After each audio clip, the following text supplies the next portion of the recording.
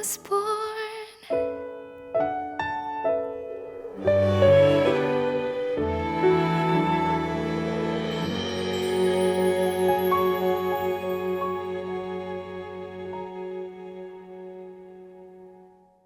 내가 어찌 노아몬보다 낫겠느냐.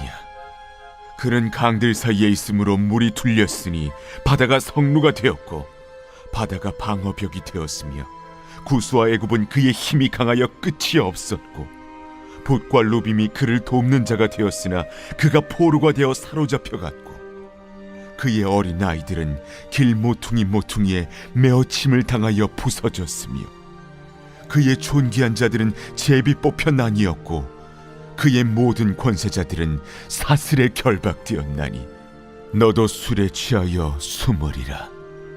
너도 원수들 때문에 피난처를 찾으리라. 내 모든 산성은 무화과 나무의 처음 익은 열매가 흔들기만 하면 먹는 자의 입에 떨어짐과 같으리라. 내 가운데 장정들은 여인 같고 내 땅의 성문들은 내 원수 앞에 넓게 열리고 빗장들은 불에 타도다.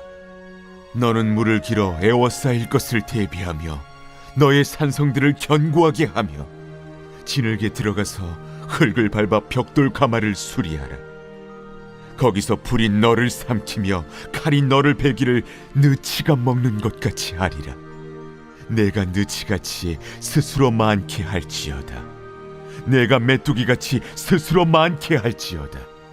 내가 내 상인을 하늘의 별보다 많게 하였으나 느치가 날개를 펴서 날아감과 같고 내 방백은 메뚜기 같고 너의 장수들은 큰 메뚜기 떼가 추운 날에는 울타리에 깃들였다가 해가 뜨면 날아감과 같으니 그 있는 곳을 알 수 없도다.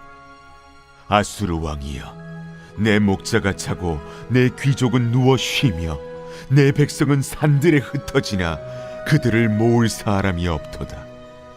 내 상처는 고칠 수 없고 내 부상은 중하도다. 내 소식을 듣는 자가 다 너를 보고 손뼉을 치나니 이는 그들이 항상 내게 행패를 당하였음이 아니더냐 하시니라.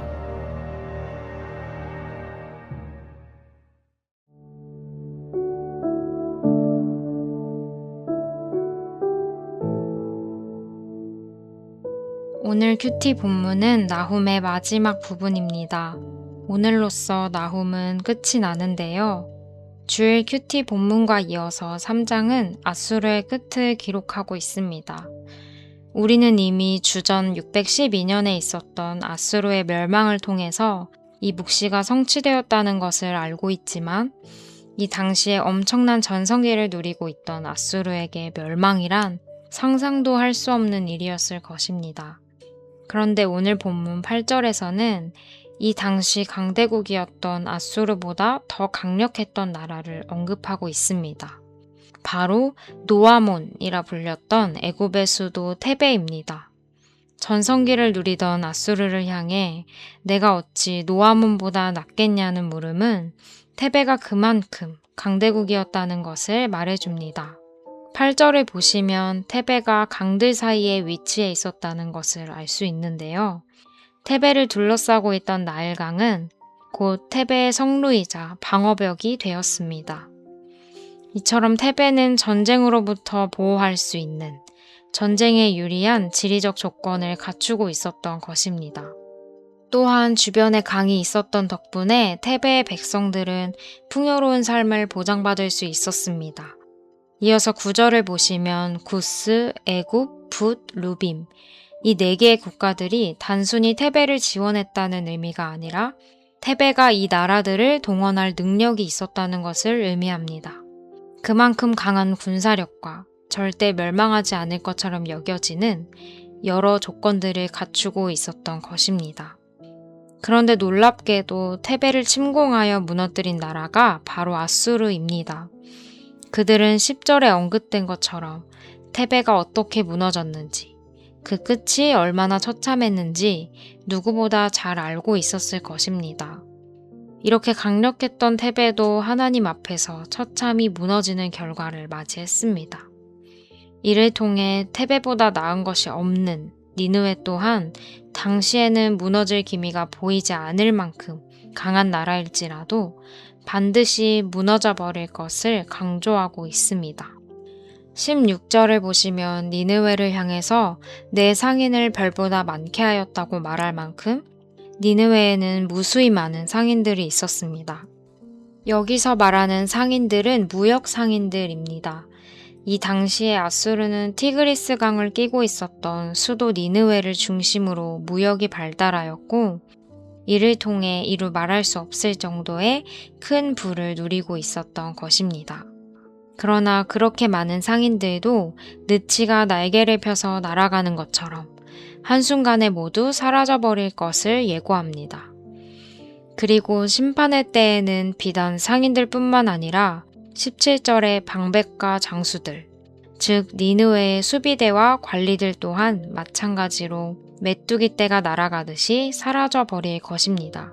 이처럼 당시 니느웨가 의지했을 산성과 군사력, 그리고 막대한 소유와 부는 환난날에 모두 무너질 것이며 니느웨에게 아무런 도움이 되지 못할 것입니다. 그러나 이렇게 멸망이 예정된 아수르도 이사야 10장을 보시면 본래 하나님의 심판의 도구였다는 것을 알 수 있습니다. 니느웨가 북이스라엘을 멸망시킨 것도 그들을 도구로 사용하시려는 하나님의 뜻이 있었기 때문입니다. 하나님께서는 죄악이 가득한 나라였던 아수르를 향해서도 목적을 가지고 계셨습니다. 그러나 아수르는 자신들을 향한 하나님의 목적을 망각하고 오직 자신들의 힘을 의지하며 하나님을 모욕하고 잔인한 정복전쟁을 일삼았습니다. 그런데 이런 상황에서도 니느웨에게 기회가 없었던 것은 아닙니다. 요나 선지자를 통하여 회개하라는 선포를 들은 니느웨 왕과 모든 백성들은 회개하여 심판을 명했던 적이 있습니다.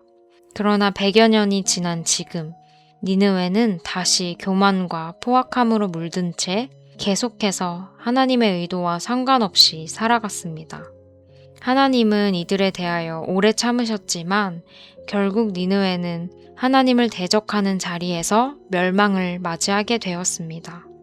그 결과대로 오늘 나훔은 하나님의 뜻과 반대로 향한 나라의 끝을 기록하고 있습니다. 이처럼 하나님께서 절대 무너지지 않을 것 같았던 멸망과는 거리가 아주 멀어 보였던 나라들을 완전히 무너뜨리신 것은 당신의 택한 백성들에게 옳은 길을 보여주시기 위함입니다. 우리는 삶을 통해 하나님을 온전히 인정해야 합니다. 공의로우신 하나님께서 죄에 대하여 오래 참으시고 죄에서 돌이킬 기회를 주십니다. 그러나 회개할 수 있는 기회를 외면하고 끝내 돌이키지 않는다면 결국 하나님의 심판을 면할 수 없다는 것입니다. 그리고 나훔 선지자의 이름이 위로, 안위의 의미를 가지고 있었다는 것 기억하시나요? 하나님께서는 나훔 선지자를 통해서 아수르 밑에서 신음하고 있던 남유다 백성들에게 아수르의 완전한 멸망을 예언하심으로 위로를 전하셨습니다. 나훔 1장 2절에서는 여호와를 질투하시며 보복하시는 분이라고 말합니다. 여호와께서 질투하신다는 것은 그분께 속한 백성들을 적극적으로 지키시며 구원하시는 속성을 드러내는 것입니다. 하나님께서 남은 이스라엘 백성들의 구원을 위하여 온전히 하나님의 열심으로 일하셨습니다. 나훔서는 당신의 백성들을 위해 일하시는 하나님 자체로 위로가 되는 메시지입니다. 하나님께서 아수르를 완전히 멸하셔서 이스라엘 백성들의 멍에를 깨뜨리고 결박을 끊어내시고 구원하신 것처럼 우리 또한 구원의 소망을 품고 끝날까지 살아가기 위해서는 우리의 삶에도 이러한 전인적인 은혜가 필요합니다. 하나님께서는 마음이 상한 자를 고치시며 포로된 자에게 자유를, 갇힌 자에게 노임을 선포하셨습니다. 우리를 사랑하시기 때문에 징계를 허락하시면서도 또 온전히 우리 편에 서시기로 작정하신 그런 하나님만을 의지하며 나아가는 너나들이 성도님들 되시기를 간절히 소망합니다. 기도하겠습니다. 하나님의 열심이 여전히 우리의 삶을 향해 있다는 것을 깨닫게 해주시니 감사합니다. 우리 스스로 벗어날 수 없는 모든 멍해와 결박을 끊어내시는 하나님, 그 구원의 은혜를 날마다 찬양하며 살아가는 우리 모두가 되기를 간절히 소망합니다. 온전히 우리 편에 서시기로 작정하신 하나님을 바라보며 우리 또한 하나님 편에 서서 하나님의 주인 되심을 삶으로 증거하며 살아가는 오늘이 되게 하소서. 감사드리며 예수님의 이름으로 기도드렸습니다. 아멘.